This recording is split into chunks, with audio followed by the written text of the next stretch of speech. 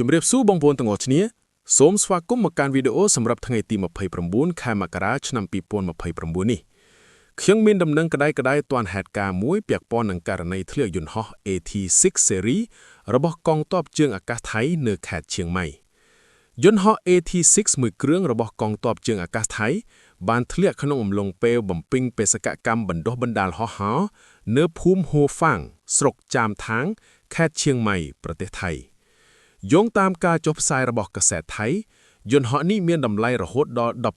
$17.8 លានអាមេរិកឯណោះពិតជាថ្លៃណាស់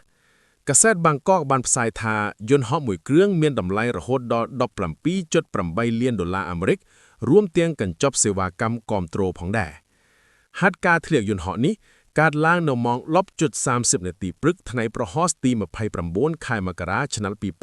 2026មានអ្នកស្លាប់2នាក់គឺអ្នកបើកយន្តហោះ2នាក់មូលហេតុនៅមិនទាន់ត្រូវបានដឹងនៅឡើយទេយន្តហោះនេះទើបតែដាក់ចូលបំពេញបេសកកម្មមិនទាន់បាន1ឆ្នាំផងយន្តហោះដែលមានឈ្មោះថា AT6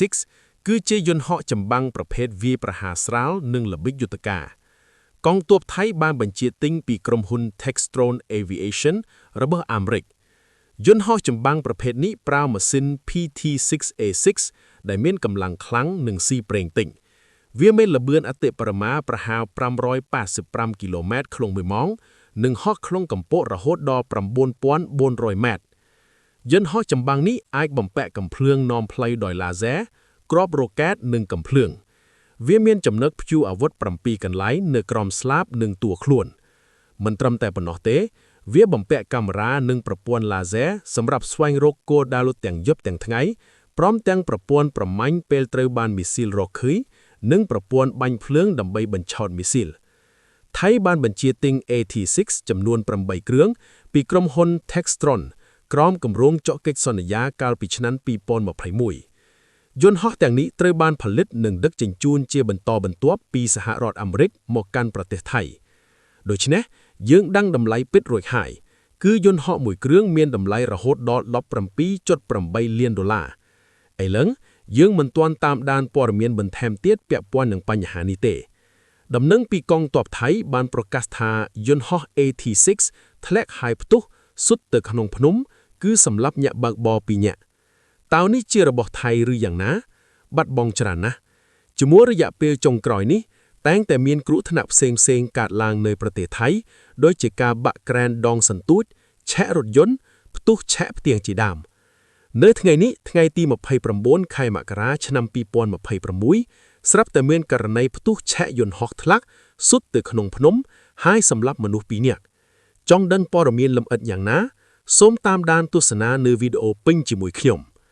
អនុញ្ញាតគោរពជំរាបសួរពុកម៉ែបងប្អូនទាំងអស់គ្នាសូមស្វាគមន៍មកកាន់ Channel Cambo News សម្រាប់ថ្ងៃទី29ខែមករាឆ្នាំ2026នេះខ្ញុំមានព័ត៌មានមួយពាក់ព័ន្ធនឹងករណីធ្លាក់យន្តហោះ AT6 របស់កងទ័ពជើងអាកាសថៃក្នុងខេត្តឈៀងម៉ៃយន្តហោះ AT6 មួយគ្រឿងរបស់កងទ័ពជើងអាកាសថៃគេហៅថា ETA បានធ្លាក់ក្នុងអំឡុងពេលវឹកហាត់នៅភាគខាងជើងប្រទេសថៃ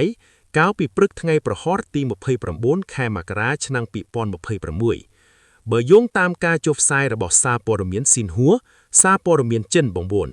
ព័ត៌មានថៃនិងខ្មែរមិនទាន់ចុះផ្សាយច្រើនទេគ្រាន់តែចេញពីសារព័ត៌មានចិនជាចម្បងហេតុការណ៍នេះកើតឡើងនៅម៉ោងប្រមាណ10នាទីព្រឹកនៅភូមិហៃហ្វាំងក្នុងស្រុកចាមថាងខេត្តចាមថាងប្រទេសថៃកងទ័ពជើងអាកាសថៃបានបញ្ជាក់ថាក្រុមការងារសង្គ្រោះនិងមន្ត្រីជំនាញបានទៅកាន់កន្លែងកើតហេតុភ្លាមៗដើម្បីគ្រប់គ្រងស្ថានភាពព័ត៌មានអំពីស្ថានភាពអ្នកនៅទីនោះនិងចំនួនជនរងគ្រោះឬកម្រិតខូចខាតនៅមិនទាន់បញ្ចេញនៅឡើយទេតាមកាសែតស៊ីនហួរលេខអ្នកស្លាប់បឋមគឺ2នាក់ឥឡូវនេះយន្តហោះ AT6 គឺជាប្រភេទយន្តហោះថ្មីដែលកងទ័ពអាកាសថៃទើបទទួលដើម្បីបណ្ដុះបណ្ដាលផ្សេងៗក្នុងមួយគ្រឿងបន្លែប្រមាណជាង15ទៅ20លាននេះជាការខូចខាតស្ទើរតែទាំងស្រុងនៅការបណ្ដុះបណ្ដាលវិញ្ញាបត្រកងទ័ពអាកាសថៃគឺឆេះអស់មួយគ្រឿងហើយសម្រាប់អ្នកបើកបរ2នាក់កងថៃក៏កំពុងជួបបញ្ហាដែរគេហាត់សមវេតវើតយន្តហោះចម្បាំងដើម្បីគំរាមកំហែងកម្ពុជាប៉ុន្តែជាអកុសលត្រូវខ្យល់បក់បោកឲ្យធ្លាក់សុទ្ធទៅក្នុងភ្នំហើយផ្ទុះឥឡូវសម្លាប់2 បងប្អូននេះជាព័ត៌មានពាក់ព័ន្ធនឹងករណីខាងលើឃ្លឹមសូមបញ្ចប់តែប៉ុណ្ណេះសិនពាក់ព័ន្ធនឹងការធ្លាក់យន្តហោះនៅថៃគឺសម្រាប់អ្នកបើកបរ2នាក់យន្តហោះ AT6 នេះទើបតែយកមកដល់ហើយតាក់ទងនឹងការទិញពីប្រទេសណាក៏មិនទាន់ដឹងដែរចាំមើលព័ត៌មានជាក់ស្ដែងសិនមានព័ត៌មានជាក់ស្ដែងខ្ញុំនឹងធ្វើបន្ថែមនៅពេលក្រោយយន្តមកប្រទេសកូឡុំប៊ីវិញមានករណីស្លាប់15នាក់ដោយសារការធ្លាក់យន្តហោះយន្តហោះផ្ទាល់មួយគ្រឿងរបស់ក្រុមហ៊ុនអាកាសចរសាតេណាបានធ្លាក់នៅតំបន់ជនបទភាគខាងកើតនៃប្រទេសកូឡុំប៊ីកាលពីថ្ងៃពុធទី28ខែមករាឆ្នាំ2026វាបានសម្លាប់មនុស្ស15នាក់ក្នុងនោះមានសមាជិកសភាម្នាក់យោងតាមសារព័ត៌មាន CBS យន្តហោះនោះចាប់ផ្ដើមចេញពីទីក្រុងឈូឈូនៅម៉ោង